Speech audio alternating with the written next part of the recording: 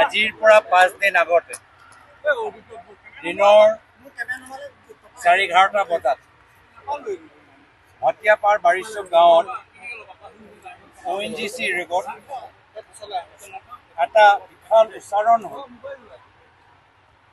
আৰু মানুহবোৰ সেই সময়ত যথেষ্ট শংকিত আৰু যেতিয়া তেওঁলোকে ওলালে ঘৰৰ পৰা তেওঁলোকে নিজেই দেখিলে যে কিমান ডাঙৰ এটা শব্দ দিগৰ পৰা ওলাই আহিছে। যোৱা 5 দিনৰ ভিতৰত বৰ্তমানৰ স্থিতিত কোনো সলনি নাই, কোনো পৰিৱৰ্তন নাই।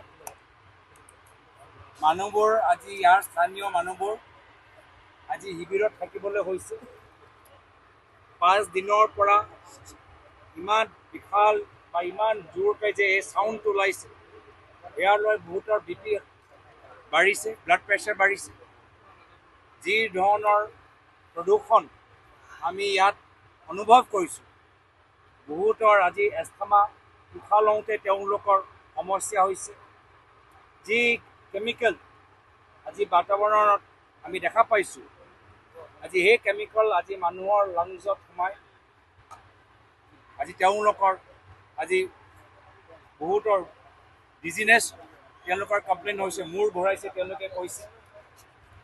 যদিও ইয়াত এটা চিকিৎসা শিবিৰ আছে, আজি মানুহবোৰে এতিয়াও নিজৰ ঘৰলৈ অহা যোৱা কৰিবলগীয়া হৈছে। যদিও তেওঁলোকে শিবিৰত আছে, তেওঁলোকে প্ৰত্যেক দিন নিজৰ ঘৰলৈ অহা যোৱা কৰিবলগীয়া হৈছে। ঘৰৰ বস্তুখিনি ঠিকে আছেনে নাই, মাত্ৰ তেওঁলোকে সেইদিনা কিছু কাগজ লৈহে শিবিৰলৈ যাব পাৰিল।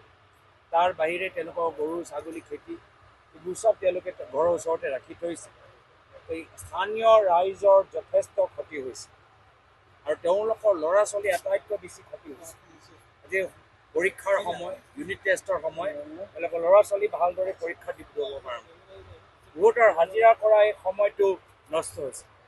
আজি বহুতে নিজৰ ঘৰৰ কামখিনি কৰিব পৰা নাই। তেওঁলোকৰ জীৱন, স্থানীয় গাঁৱৰ মানুহৰ জীৱনবোৰ একদম স্তব্ধ হৈ গৈছে। এইখিনি খবৰ ল'বলৈ আমি ইয়াত আহিছোঁ। ইয়াত অহা আগত আমাৰ জিলা কংগ্ৰেছৰ আহি গৈছে। ইয়াত আহি আমি প্ৰথমে স্থানীয় ৰাইজৰ লগত কিছু মত বিনিময় কৰিলোঁ। তেওঁলোকৰ পৰা কিছু তথ্য আমি গ্ৰহণ কৰিবলৈ লাভ কৰিবলৈ সক্ষম হ'লোঁ। আৰু পিছত আমি CMD, all India CMD, all India basin manager, all ইণ্ডিয়াৰ ইয়াৰ ছাব বেচিন মেনেজাৰ, অল ইণ্ডিয়াৰ ছিকিউৰিটি টীমৰ লগত আমি কথাখিনি পাতিলোঁ। তেওঁলোকে কি কৰিবলৈ ONGC basin manager, sub basin আৰু ছিকিউৰিটি টীমৰ লগত আমি কথাখিনি পাতিলোঁ। আমি জানিবলৈ চেষ্টা কৰিলোঁ যে তেওঁলোকে কি কৰি আছে। তেওঁলোকে আমাক অৱগত কৰাইছে যে বাহিৰৰ পৰা টীম মাতিবলৈ হৈছে, স্থানীয় টীমে নিয়ন্ত্ৰণ কৰিবলৈ পৰা নাই। বাহিৰৰ পৰা টীম আহিছে, দিল্লীৰ পৰা টীম আহিছে। ONGCও নিজে অকলে তেওঁলোকে নিয়ন্ত্ৰণ কৰিব পৰা নাই। অইল ইণ্ডিয়াৰ আজি তেওঁলোকৰ সহায় বিচাৰিছে। এনেকুৱা এটা স্থিতি। আৰু মই যিমান তেওঁলোকৰ কথাৰ পৰা বুজি পাইছোঁ, তেওঁলোকে গোটেইখিনি কথা ৰাইজক বুজোৱা নাই। তেওঁলোকে ৰাইজক কোৱা নাই যে কিমান আৰু দিন লাগিব।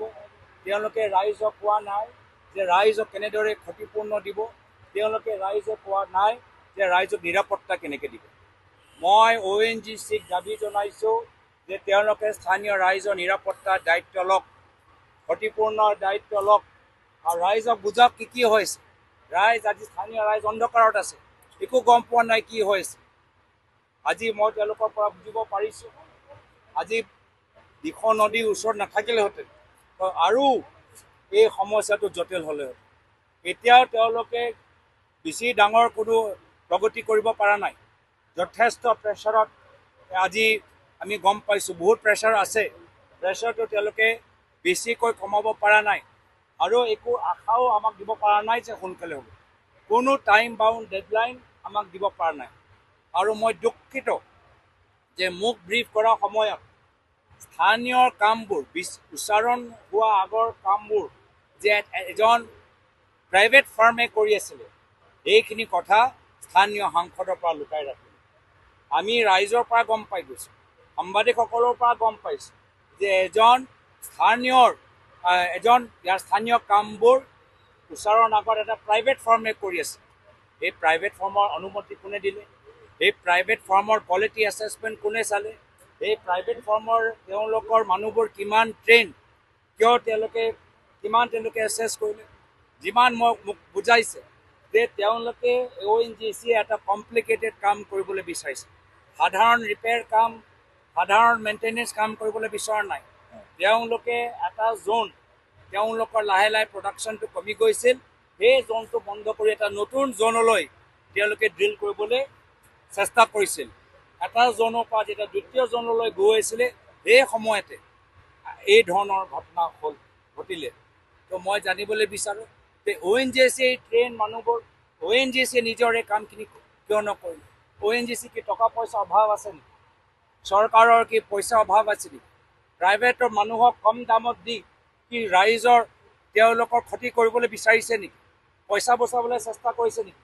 আমি যে ইমান GST দি আছোঁ, টোল টেক্স দি আছোঁ, সেইকাৰণে দি আছোঁ নেকি যে ONGC পইচা বচাবলৈ কিছু প্ৰাইভেট ফাৰ্মক তেওঁলোকে কণ্ট্ৰেক্ট দিব? নিজে কিয় কৰা নাই? এইখিনি কথা মই তেওঁলোককো জনালোঁ যে মোৰ ফালৰ পৰা এটা ষ্ট্ৰং মই চিঠি ইউনিয়ন পেট্ৰলিয়াম মন্ত্ৰীলৈ দিম। ইয়াৰ পূৰ্বে আমি অসমত দেখা পাইছোঁ যে অইল ইণ্ডিয়া বাগজানত কেনেদৰে গাফিলতি হৈছে, তাতো সকলোকে ক্ষতিপূৰ্ণ তেওঁলোকে দিয়া নাই। মই ইহঁতক অনুৰোধ কৰিছোঁ ONGCক যে প্ৰথম স্থানীয় মানুহৰ নিৰাপত্তাৰ ওপৰত গুৰুত্ব দিয়ক। দ্বিতীয়, স্থানীয় ৰাইজে যে সম্পূৰ্ণভাৱে ক্ষতিপূৰ্ণ পায় তাৰ বাবে তেওঁলোকে চেষ্টা কৰক। আৰু তৃতীয়, স্থানীয় ৰাইজক অৱগত কৰাওক যে কেনেদৰে তেওঁলোকে ইয়াত ষ্টপ কৰিব। আজি তেওঁলোকৰ হাতত ফৰ্মুলা নাই,